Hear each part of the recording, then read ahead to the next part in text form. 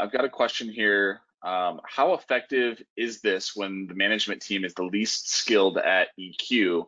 And then they go on to give a specific example about how the management team is not empathetic towards employees. But maybe just answer that first part of the question.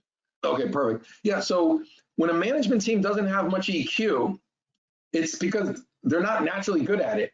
This now gives them dashboards and pictures of the culture of their team, of individual people. So if somebody's like a 6 out of 10 on EQ, this gets them to be a 10.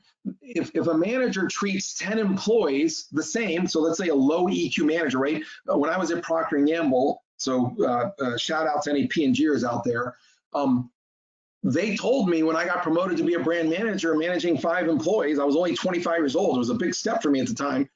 They said, Juan, now it gets hard. Whereas before you could just be who you were and EQ didn't matter.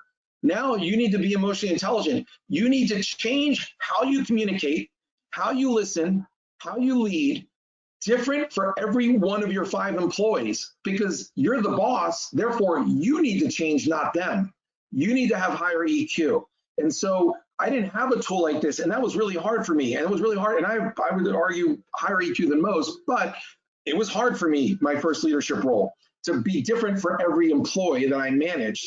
And so a tool like this really helps people with low EQ or even high IQ who are new to management manage each subordinate differently, leading to less friction, more engaged subordinates, and better collaboration between boss and employees, as well as understanding what the team needs and maybe why that low EQ manager, why that team's not working well with other teams, right? This tool gives you not just self-awareness as an individual, strengths, weaknesses, and blind spots, but as a manager, it'll tell you the strengths, weaknesses, and blind spots of your team and how to work better cross-functionally as a team.